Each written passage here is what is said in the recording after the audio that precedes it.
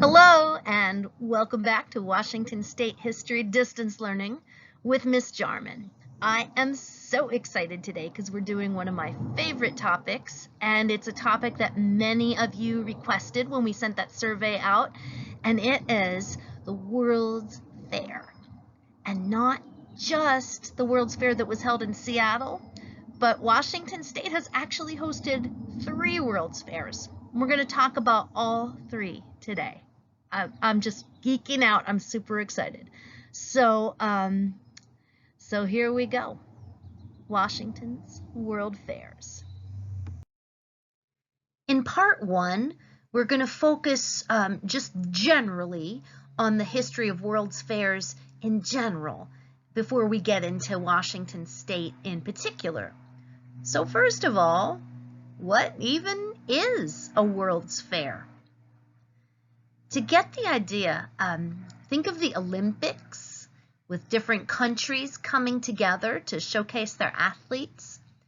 And then think of a science fair with different people coming together to show what they've discovered about science.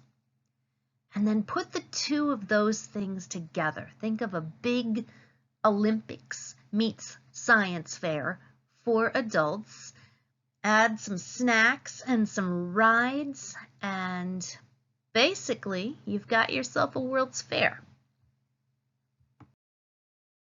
It's a tradition that started in Europe, I think France actually, in the late 1700s, early 1800s, where once a year they would just get everybody together for a big show to show their new industries and their new technology, and it was just a place to come and see it all.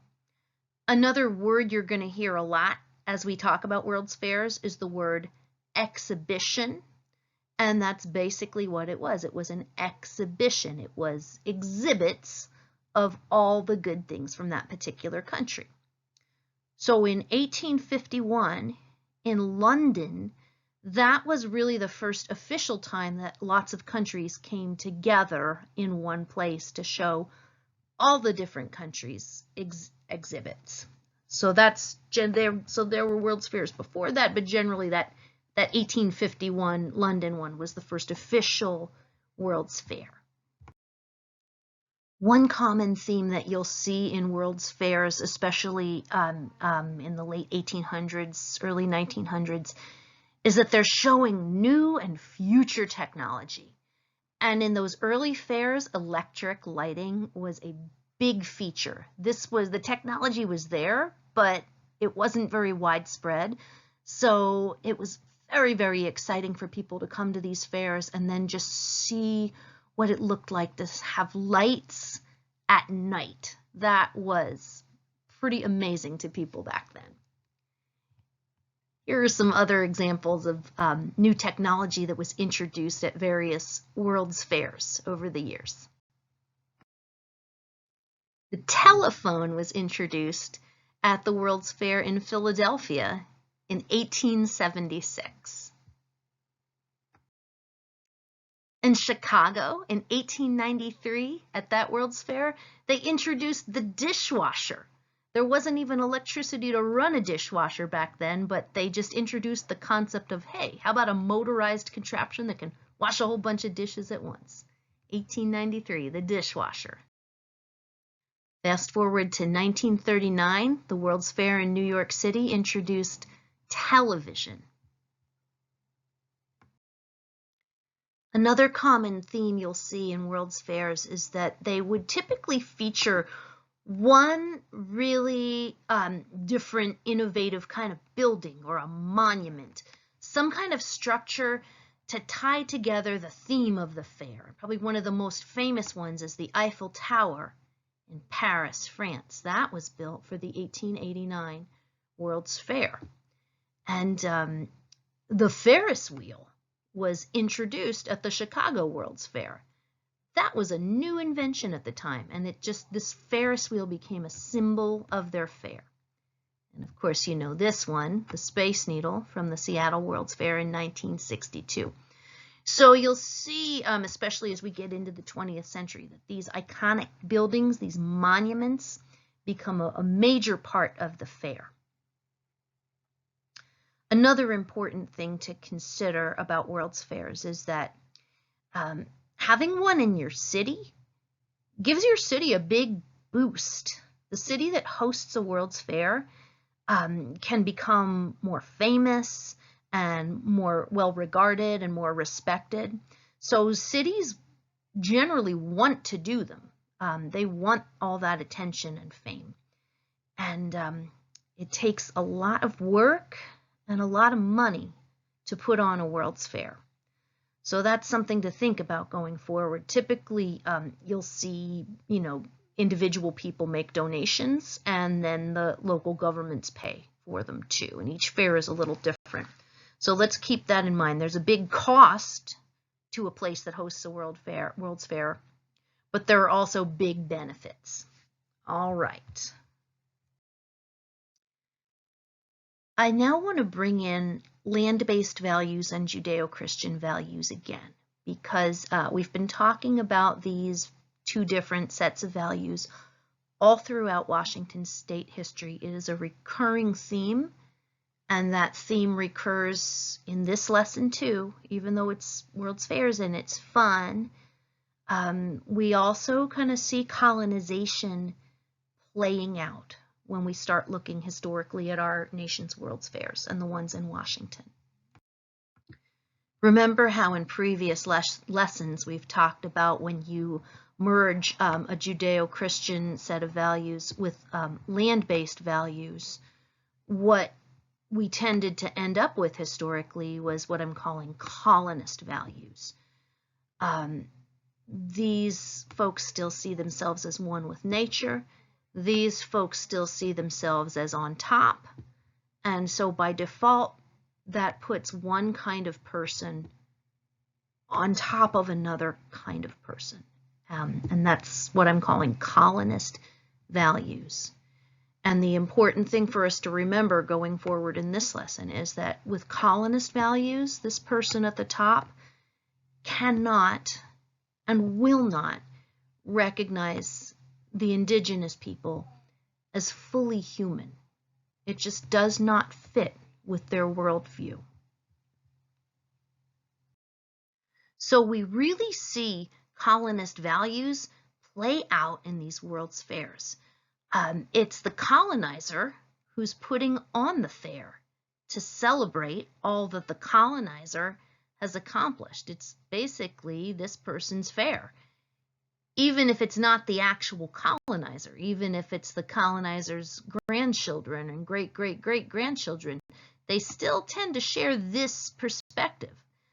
As such, many of these World's Fairs celebrate historical milestones like Columbus, supposedly discovering Lewis and Clark, paving the way from the Northeast United States into the indigenous West, which then the United States wanted to have for themselves. The Louisiana Purchase, same thing. Thomas Jefferson just buys some colonized land from the French without really the consent of the people living on the land. These are all historical milestones being celebrated at World's Fairs. Even worse, some of the World's Fairs featured exhibits that romanticized the old plantation, which is to say, they made it look like enslaved people, back when slavery was still a thing, they made it look like they were happy being enslaved. Of course, that's not true. That's what we call revisionist history. To make themselves not feel so bad about it, they made it out like, oh, they were having fun on the old plantation. So you'd see exhibits like that at World's Fairs. You'd also see staged battles between soldiers and Indians. And of course, in these staged battles, the soldiers always won. You'd see pillaged artifacts from indigenous cultures and even from graves on display. Over the years, white people took or stole artifacts and art from native cultures, and then they'd just have it on display at these fairs. Worst of all, some of these fairs had actual living human displays. like a zoo exhibit, but with people.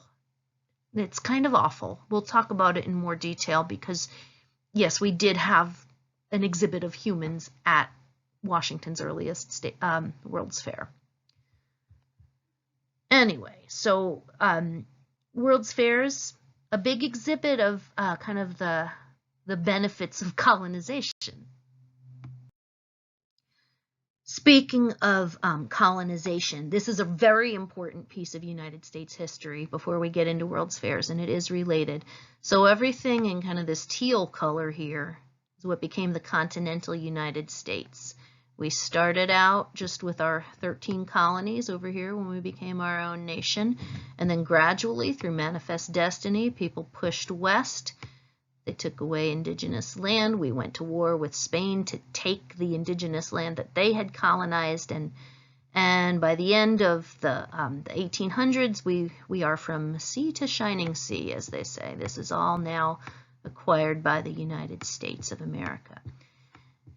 So in the late 1800s, even though there's no land kind of left to take, they want more. So they start going for these other places that were colonized by Spain, like Puerto Rico and the Philippines.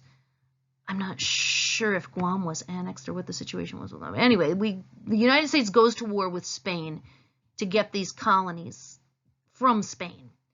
And the reason why they want them is so that they can place their naval ships here and form this big barrier around the continental United States. It's like, think of it as like a giant moat. This is all happening in 1898, and at the same time, the United States goes ahead and annexes Hawaii too.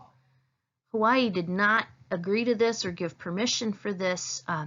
White people had been using Hawaii for a very long time for whaling and growing sugar and that sort of thing, but in 1898, the United States just basically says, okay, you know what, this is ours now too.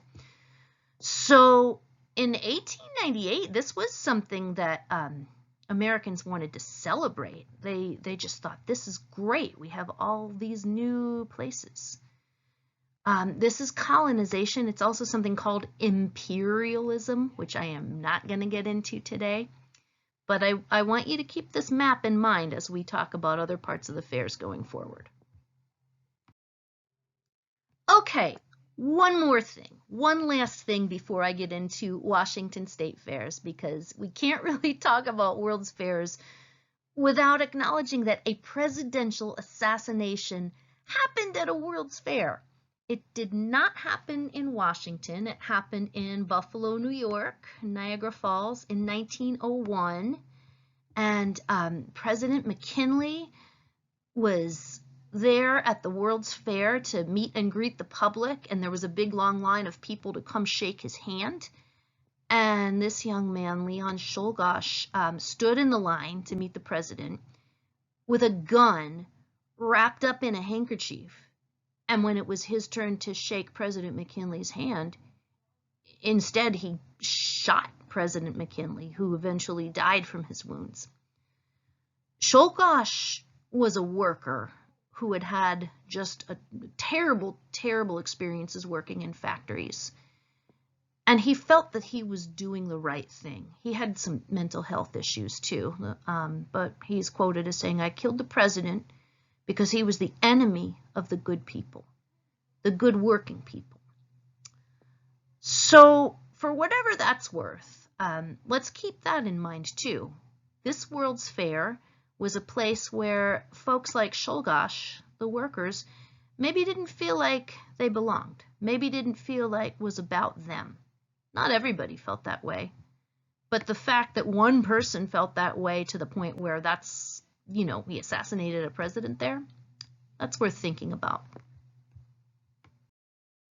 So there it is. That's some of the good and some of the not so good elements of World's Fairs over the years. What does any of this have to do with Washington State history? We will find out in part 2. See you then.